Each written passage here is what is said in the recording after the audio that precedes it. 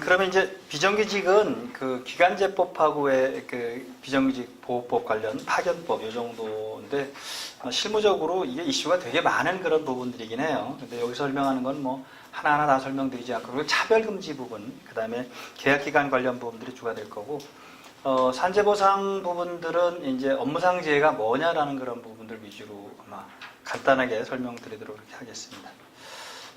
사전 진단 퀴즈 먼저 살펴보죠. 비정규직 보호법의 적용 대상은 파트타이머, 아르바이트, 용역사원 등의 명칭과는 관계없이 실질적인 업무 형태별로 판단한다. 맞겠죠? 그죠? 업무 형태가 계약직이냐, 그러니까 기간을 정했느냐, 또는 근로시간이 짧으냐, 또는 파견이냐, 이런 걸 봐서 하는 거죠. 원래 이제 비정규직이라는 말은 안 쓰는 게 원칙이겠죠. 법적으로는 기간제 근로자, 단시간 근로자, 파견 근로자 이렇게 쓰는 거예요. 이번에 단시간 근로자의 근로조건은 통상 근로자의 근로시간을 기준으로 산정한 비율에 따라 결정한다. 맞겠죠? 시간 비례 원칙을 적용합니다. 단시간 근로자는 통상 근로자에 비해서 근로시간이 짧으니까 그 짧은 만큼의 보호 비례 원칙을 정하는 거죠. 3번에 사업의 완료 또는 특정한 업무의 완성에 필요한 기간을 정한 경우에도 기간제 근로자의 사용기간은 2년을 초과할 수 있다. 그렇지는 않겠죠. 사업 완료에 필요한 기간 이런 게 정한 거 있으면 3년 정할 수도 있고 5년 정할 수도 있고. 4번에 불법 파견 근로자는 파견법의 적용을 받지 못한다. 우리가 판례에서 한번 본 거지만 불법 파견의 경우에는 파견법이 적용되죠. 적용되니까 파견법의 보호를 받습니다. 5번에 외국인 근로자는 산재보험의 가입 대상이 아니다. 틀렸겠죠. 외국인 근로자도 산재보험의 가입 대상이 됩니다. 요런 걸 간단하게 한번 보도록 하죠. 특히 이제 사내 하도급 관련 부분에서 불법 파견 논쟁이 많다 보니까 이거를 리스크가 뭔지를 좀 살펴보면 여기 이제 원청과 하청이 있다라고 이렇게 보면 원청이 하청한테 이제 왜 그 도급 계약 같은 걸 이렇게 서로 맺고 하는데 사업줄에서 실체가 인정되지 않으면 아예 원청이 직접 근로관계, 우리가 어제 볼 때 뭐 했었죠? 현대미포조선소 판결을 볼 때 그렇게 설명을 드렸었죠. 그죠? 그 묵시적 근로계약을 인정해버린 그런 거죠. 근데 실체가 있다라고 하면 이제 노무관리상의 동시성을 또 보는 겁니다. 실체는 있는데 노무관리상의 동시성을 볼 때 동시성이 없으면 위장도급일 거고요. 동시성이 있으면 합법도급일 거고 이렇게 해석을 하는 겁니다. 그러면 위장도급이나 또는 불법 파견이라고 하면 파견법이 적용되고 그 다음에 즉시 고용 의무가 발생하고 불법 파견으로서 형사처벌, 그 다음에 이거는 다 양쪽 다입니다. 그 다음에 차별 처우 금지 시정 이렇게. 합법도급은 리스크가 없겠죠. 그래서 우리가 그동안에 본 판결에서는 왜 몇 가지가 있었죠.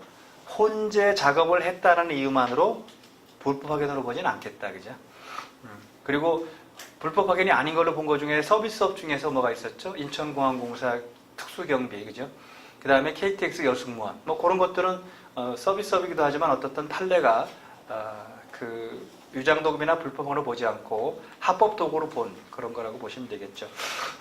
작년인가 재작년에 항상 한참 많이 문제가 됐던 건 왜 파리바게뜨인가요? 파리바게뜨는 조금 더 복잡한 관계로 벌어졌죠. 왜냐하면 파리바게뜨가 있고 파리바게뜨의 협력회사에서 사람을 채용해서 그 사람들이 어디 가서 근무하는 거죠? 또 빵집에 가서 근무하잖아요. 그죠? 그러니까 이게 뭐 관계가 되게 복잡한 형태로 돼 있는 그런 부분들이죠. 근데 이제 노동부는 파리바게뜨한테 고용명령을 내려버린 거예요. 파리바게뜨가 실질적으로 지감독을 했다. 이렇게. 그러니까 파리바게뜨는 이제 그 사람들을 다 고용할 수 없으니까 자회사 형태를 만들어서 합의를 한 거죠. 그죠? 자회사로 고용을 하면서 일단은 마무리된, 그때만 노조도 민주노총 노조 만들어주고 항노총 노조 만들어주고 하면서 여러 가지 문제가 있었는데 결국에 이제 불법 파견으로 봐서 노동부가 강하게 안 하면, 고용명령 안 따르면 그 과태료 매기겠다. 한 사람당 얼마씩 해서 매기겠다라고 하니까 이제 합의해서 했던 그런 부분들입니다. 그 파리바게뜨 사건은 뭐 저도 자세하게 그 내용을 보진 않았는데 그림을 그려보면 되게 재미있는 그림이 나와요. 이게 이제 여러분들이 사람을 쓸 때 참 고민해야 되는 그런 부분들인데 뭐 이미 다 지나간 얘기지만 이제 파리바게뜨가 있고요. 그 다음에 거기에 가맹 뭐가 있죠? 빵집이 있죠. 그 다음에 여기 또 뭐가 있냐면 이 파리바게뜨에 협력회사가 있는데 이 협력회사가 근로자를 고용을 해서, 자 그러니까 파리바게뜨하고 이제 결국 그 어떻게 프랜차이즈 계약을 맺고 있는데 사람은 여기 이쪽에 이제 도급 계약이 되겠죠. 도급 계약. 그다음에 여기는 근로 계약이에요. 근로. 즉 파리바게뜨가 이 근로자들을 협력회사 소속으로 해서 그죠? 일은 어디 가서 해요? 빵집에 가서 해요. 그러니까 당사자가 4개가 나와버린 거예요. 원칙으로 근로관계는 당사자 2당사자 관계. 근데 파견 같은 건 3당사자 관계인데 이건 4당사자가 돼버린 거죠. 근데 문제는 뭐냐면 파리바게뜨가 이 사람들을 지감독해 한다는 거예요. 이제. 그러니까 문제가 뭐냐면 여기서 실제적으로 근로 제공을 해요. 근로 제공을 하면 여기가 고용을 하면 큰 문제 없겠죠. 그죠? 그냥 고용하면 되는데 그러면 여기하고 문제가 거리감이 생겨버리고 왜 일관되게 제품이 나올 수가 없으니까 여기서 모든 지시를 하는 거죠.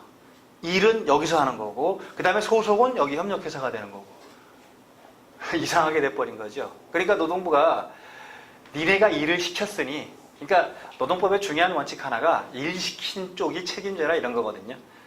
그러니까 니네가 일 시켰으니 얘는 아예 쳐다보도 안 봤습니다. 그러니까 이 협력회사는 근로계약 당사자인데도 불구하고 니네들은 빠져있어 이렇게 돼버린 거예요. 이제. 그리고 노동부가 이쪽에 파리바게뜨에 고용명령을 내려버린 겁니다. 니네가 고용해라 이렇게. 즉 이쪽이 파견기업이 되는 거고요. 파견기업. 이쪽이 사용기업이 되는 거예요. 이렇게 본 거죠. 노동부 입장에서 보면. 여기가 파견근로자가 된 거죠. 계약은 그렇게 안 했습니다. 근데 실질적으로 우리가 실질을 주로 본다고 했으니까. 그래서 이 상태에서 얘는 빠져버린 상태가 돼버리고 노동부가 고용명령을 내려버리니까 이제 별도로 이게 자회사가 된 거죠. 그러니까.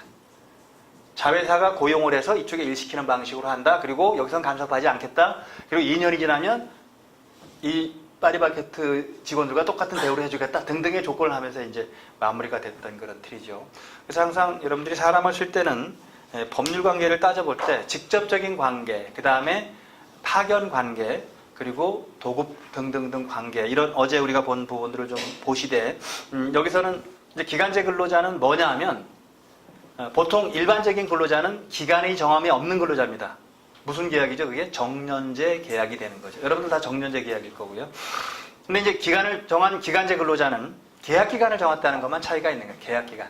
지휘 감독하고 다 등등 하니까 다른 근로자와 차이가 없는데 계약 기간만 정해져 있기 때문에 이 계약 기간이 만료되면 갱신을 하지 않는 한 결국 계약은 종료되는 거죠.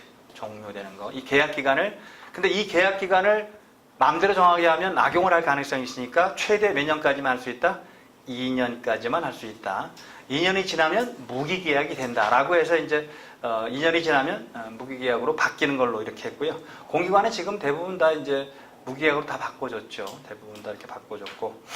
그다음에 단시간 근로자는 통상 근로자에 비해서 같은 종류의 업무에 종사하는 통상 근로자에 비해서 소정 근로 시간이 짧은 근로자. 보통 예를 들 때 일반 근로자가 40시간인데 이 단시간 근로자가 20시간만 근무할 수도 있고 32시간 근무할 수도 있겠죠. 그죠? 그만큼 짧으니까 짧은 시간에 비례해서 근로조건을 보호하는 게 단시간 근로자의 개념이다 이렇게 보시면 되겠죠. 명칭은 불문하고요. 기간제, 시간제, 타임, 파트타임, 아르바이트 등등 이렇게 하는 거고요. 단시간 근로, 즉 정상적인 8시간 근무하는 게 아니고 그보다 짧은 시간을 근무하는 게 단시간 근로자인데 이 단시간 근로자는 시간비례 원칙이 적용된다는 걸 기준으로 하고 단시간 근로자 중에서 15시간 미만 근로하는 사람은 노동법을 거의 적용하지 않죠. 거의 퇴직금 안 줘도 되고 연차휴가 안 줘도 되고 이렇게 하고 있으니까 그런 정도 시간 비례 보호 원칙만 적용하면 됩니다.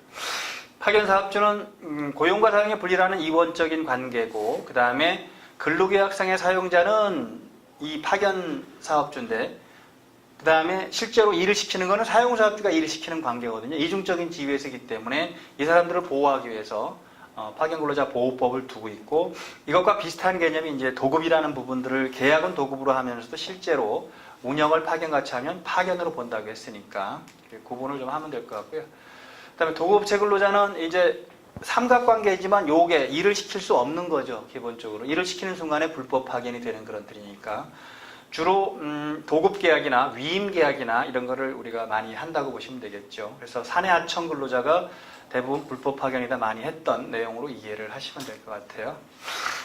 특수형태 종사자는 뭐 우리가 살펴본 건 아닙니다만은 계약 형식은 도급 계약 형식을 맺고 있지만 실질적으로는 지시감독을 좀 받는 그런 관계들. 그러니까 근로자로 보호를 못 받고 있는 거. 그래서 특수형태 종사자라고 합니다. 특수형태 근로종사자라는 말 쓰기도 하지만 특수형태 종사자라고 해서 근로자라는 말을 안 쓰는 거죠. 그러니까 이런 부분들은 산재보험, 고용보험에서는 보호하지만 근로기준법상의 근로자는 아닙니다.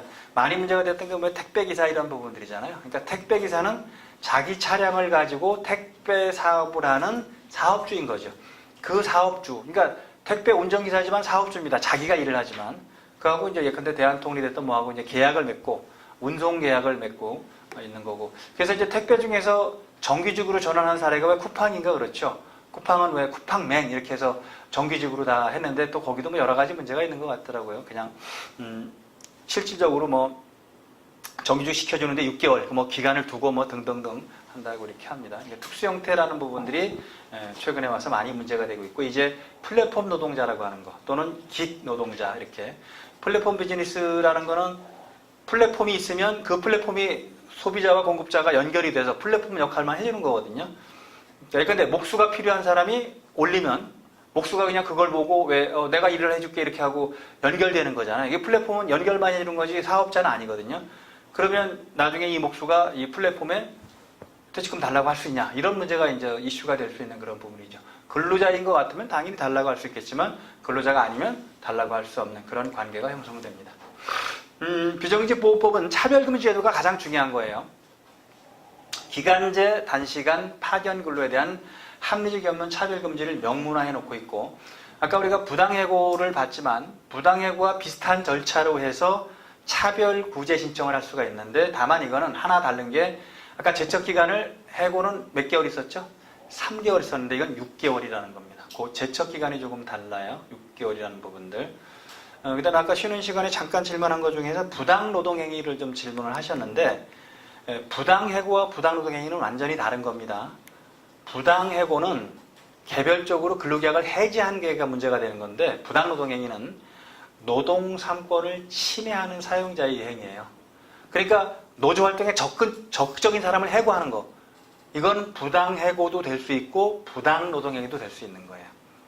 그래서 항상 우리 소송을 들어올 때 보면 노동활동하던 사람들은 부당해고 구제 신청만 하는 게 아니고 부당해고 및 부당노동행위 구제 신청을 합니다. 왜 그렇게 하는 거죠? 중노위 재심 판정까지는 근로자 자격이 유지되고 노조 간부 자격을 유지할 수 있기 때문에 재심 판정 때까지는 그렇게 하는 부분이고, 그럼 그것도 제척기간은 3개월인데, 근데 이제 부당노동행위 제도는 형사처벌 제도도 있고 원상회복 제도도 있기 때문에 감독관한테도 고소고발이 가능하거든요. 근데 감독관한테 고소고발하는 거는 제척기간이 없어요. 노동위원회에 구제 신청하는 것만 제척기간이 있는 거죠. 그러니까 3개월이 넘었으면 이제는 노동부에 근로감독관한테 부당노동행위를 고소하거나 고발하는 건 가능하겠죠. 물론 근로감독관은 노동위원회의 판정을 받아보라고 이렇게 하기 때문에 잘 손을 안 댑니다. 근데 뭐 법에 그런 규정이 있으니까 손을 댈 수도 있겠죠. 그죠? 옛날 걸 가지고도 할 수 있는 그런 부분들. 다만 너무 오래된 거는 아까 금반의 원칙, 실효의 원칙 이런 등에 적용할 수도 있겠지만, 아무튼 부당노동행위는 원상회복 제도도 있지만 형사처벌 제도도 있다라고 이해를 하시면 될 것 같아요. 그래서 이제 이거는 가능한 한 신문 또는 조사 과정에서 조정을 통해 분쟁이 해결되도록 이렇게 노력을 하고, 조정 성립되면 재판상하와 같은 효력을 주고요. 이거는 확정된 구제 명령을 이행하지 않으면 과태료가 1억 원이에요. 여기서 확정됐다는 건 뭐죠? 진호위에서 차별 구제 명령을 내렸는데 10일 이내에 재심을 신청하면 확정되는 거예요. 그 다음에 중노위 재심을 결정서가 나왔는데 15일 이내에 행정소송을 제기하자는 확정되는 거죠. 이렇게 확정된 구제 명령을 이행하지 않으면 1억 원의 과태료. 그 다음에 차별 시정 방식을 여러 가지 방식으로 차별행위 중지해라 이런 명령도 내릴 수 있고, 개선 명령 내릴 수 있어요. 취업규칙 변경해라, 단체법 변경해라. 그 다음에 적절한 금전 보상 등 다양하게 규정하고 있고, 차별 여부의 입증 책임은 사용자에게 있다고 명문화되어 있고, 그 다음에 차별금지행을 한 근로자 이외에도 노동장관이 직권으로 노동장관이 직권으로 시정할 수 있도록 하고 있습니다. 그 다음에 기간제, 이게 전체에 관련되는 거고, 기간제 근로자의 중요한 건 2년까지는 기간제 계약을 할 수 있다. 2년이 넘어가면 무기계약으로 된다, 이렇게. 다만 예외가 유기사업이라든지 특정 프로젝트 완성, 결혼 근로자에 대한 대체 등의 경우는 예외를 인정한다라고 보시면 되겠죠. 그 다음에 단시간 근로자는 초과 근로를 제한합니다. 당연히 초과 근로를 하려면 당사자간 합의를 해야 되는데 12시간까지만, 예컨대 20시간으로 정해놓은 단시간 근로자가 있다고 하죠. 그러면 법정 근로 시간이 40시간이니까 40시간까지 일할 수 있는 게 아니라는 거예요. 20시간 더하기 12시간이니까 최대 32시간까지밖에 일을 못 시키는 거죠. 그 다음에 근로자는, 단시간 근로자는 뭐가 있냐면 연장근로 거부권이 있어요. 연장근로. 나는 학교 가야 되기 때문에, 또는 나는 애를 봐야 되기 때문에 연장근로 못한다라고 하면 그걸로 끝나야지. 그것 때문에 불이익을 주거나 그러면 안 된다는 것들입니다. 그 다음에 근로주권 서면 명시는 어제 우리가 봤죠. 임금, 근로계약기간, 근로시간 등 근로주권에 대한 서면 명시 의무를 부과하고 있는 것들입니다. 핵심적인 거 보면 아까 2년 제한 부분들, 요거는 연장근로가 제한되는 내용들 이렇게 보면 될 것 같습니다. 그다음에 파견근로도 파견근로가 옛날에 26개였다가 지금 32개 직종으로 이제 파견 허용 업종이 바뀐 겁니다. 그다음에 파견 기간은 이게 최대 2년이고 2년이 지나면 사용기업의 근로자가 됩니다. 사용기업에. 근데 불법 파견은 즉시 고용 의무가 발생하는 거죠. 그래서 파리바게트는 2년 여부 따지지 않고 바로 즉시 고용 명령을 내린 거예요. 노동부 입장에서 고용 명령 내리고 이제 이 문제가 생기니까 어떻든 근로자하고 합의해서 뭐 노조하고 합의해서 여러 가지 자회사 형태로 해서 일단은 마무리 짓는 걸로 했던 그런 부분들이고요. 불법 파견 금지죠. 이거는 사업주에 대한 처벌 금지. 그 다음에 이 고용무 불이행에 대해서 한 사람당 3천만 원씩 할 수 있다는 거죠. 법적으로 해서 그러면. 그런 부분에서 왜 인원수가 많으니까 금액이 엄청나게 많이 나왔던 그런 틀입니다. 그 다음에 기간제 근로자 차별은 사용자는 기간제 근로자임을 이유로 당해 사업 또는 사업장에서 동종 또는 유사한 업무에 종사하는 기간의 정함이 없는 근로계약을 체결한 근로자에서 차별적 처우를 생각한다. 이 차별 처우는 임금, 정기상여금, 명절상여금, 성과상여금, 그 밖에 근로조건 및 복주생 등에 있어서 합리적 이유 없이, 즉 합리적 이유가 있다면 차별할 수 있겠죠. 그죠? 뭐 근속기간이 다르다거나 하는 일이 다르다거나 등등이면 차별할 수 있을 테지만 그런 게 없이는 안 된다 이렇게. 그래서 기간제 근로자임을 이유로 당해사업 또는 사업장에서 동종 또는 유사한 업무에 종사, 유사까지 포함입니다. 동종 근로자는 같은 근로자인데 유사는 비슷한 사람들을 비교 대상으로 보는 거예요. 기간이 정해 없는 근로계약 체결한 근로자에 비해서 차별적으로 안 된다. 이게 이제 단시간 근로자라고 하면 똑같죠. 단시간 근로자임을 이유로 해서 당해사업 또는 사업장에, 그렇죠, 통상 근로자에 비해서 차별적으로 해서는 안 된다. 이런 식으로 이제 해당이 들어가는 거죠. 차별의 구체적인 임금, 근로시간, 뭐 기타 근로조건, 휴일, 뭐 다 근로조건에 관련된 건 다 되는 겁니다. 심지어는 왜 식대 차별 또는 교통비 지급 차별 이런 것도 다 차별이라고 이해를 하고 있습니다. 자, 그럼 차별 시행 절차는 아까 우리가 부당해고 본고하고 마찬가지 개념으로 하는데 한 가지만 다르죠. 요게 차별 처우가 있은 날로부터 6개월 이내예요. 부당해고와 부당노동행위는 3개월 이내라고 봤죠. 그죠? 여기에서 6개월이라는 거고, 그 다음에 노동조합은 차별 주체가 될 수는 없는 거고요. 그럼 노동위원회가 아까 부당해고 심사하는 데도 있지만 차별시정위원회가 또 있거든요. 똑같이 진행이 됩니다. 그래서 진호위에 차별시정위원회를 하고 중노위 거치고 행정소송 가는 거.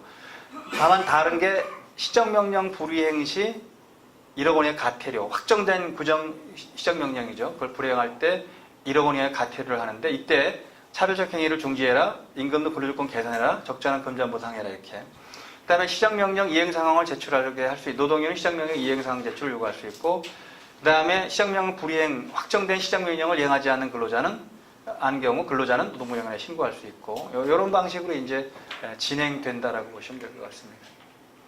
그 다음에 파견사업주가 교체돼도 직접 고용관리, 그러니까 파견사업주는 교체됐지만 결국 회사는 그대로 있는 거고 그 다음에 사용기업도 그대로 있는 거잖아요. 그러면 2년이 지났다라고 하면 직접 고용관리 규정이 적용된다라고 하는 부분들이죠. 이건 뭐 당연한 그런 것을 확인한 내용들이고요. 다만 이제 정규직과 계약직 전환자의 초임연봉 산정법의 차이는 어쩔 수 없다 그 부분은 그죠. 정규직과 계약직 전환자에서 초임연봉이 다르게 산정하는 거, 그것 자체로 차별적 처우라고 볼 수는 없다. 다른 개념. 그러니까 임용 방식도 다르고 여러 가지 그런 업무도 다르고 하다 보면 차이를 둘 수밖에 없다 이렇게 보시면 되겠죠. 그 다음에 중식대와 통근비 금액의 차이는 불리한 처우. 그러니까 정규직은 중식대 통근비를 주는데 예컨대 적은 금액을 주거나 안 주거나 그러면 당연히 차별이라고 할 수밖에 없는 그런 틀이죠. 맨 밑에 보면 중식대와 통근비는 실비변상 내지 복리후생적 목적에 따라 지급되는 것으로서 업무의 범위, 업무의 난이도, 업무량 등에 따라 차등하여 지급될 성질의 것이 아니다. 이해되시겠죠, 그죠? 그러니까 임금은 당연히 차등 지급할 수 있겠죠, 그죠? 업무 성격에 따라 다를 수밖에 없는데 식대 가지고 정규직이라고 밥 두 끼 먹는 것도 아니고, 그렇죠? 그다음 교통비라고 정규직은 택시 타고 다니고 비정규직은 예컨대 뭐 버스 타고 있는 것도 아니니까 그냥 그걸 차별둘 이유는 별로 없다라고 하는 부분들이죠.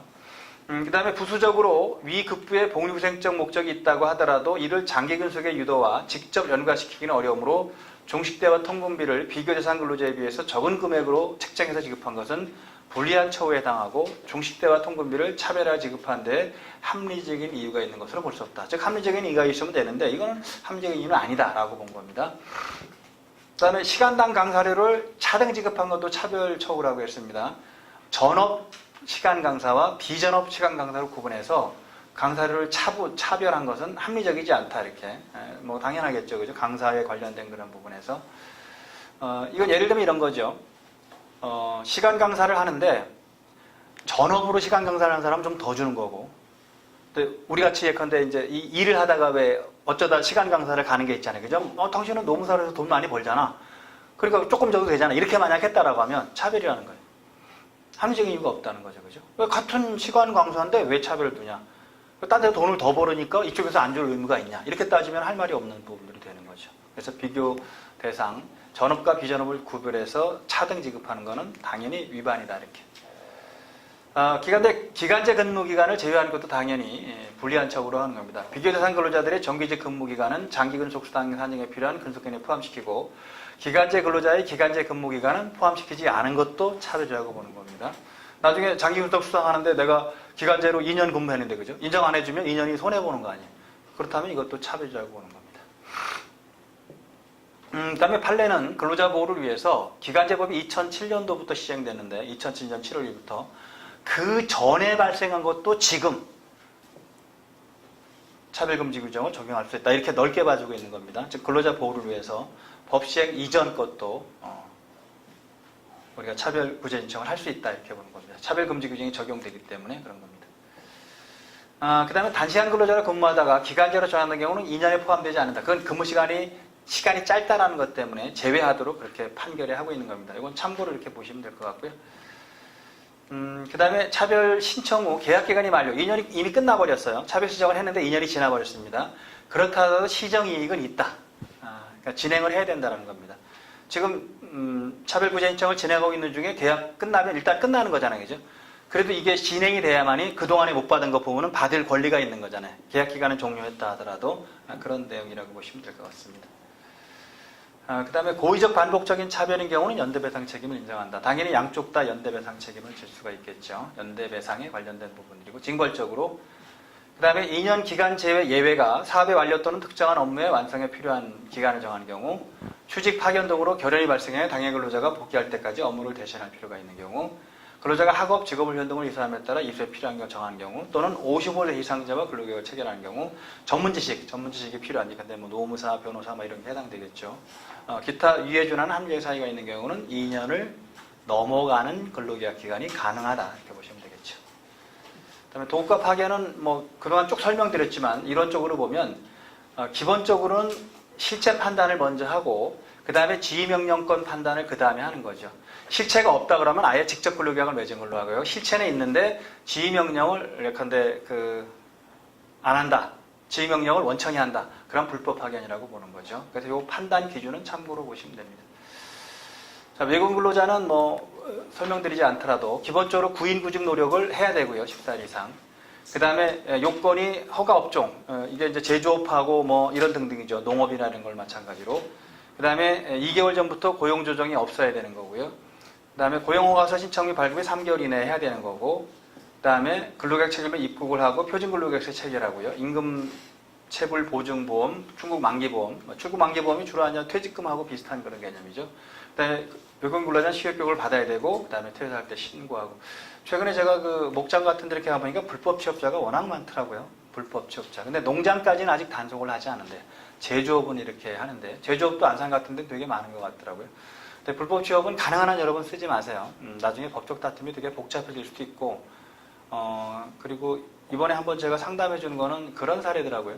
외국인 부부가 태국 사람인데 부부가 목장에서 이제 일을 하는 거예요. 둘이 이제 돈을 많이 버는데 돈을 다 보내고 이 사람들은 뭐 아픈데 치료도 못하는 그런 잠깐 설명드렸죠. 너무 안타깝더라고요. 그런 부분에서.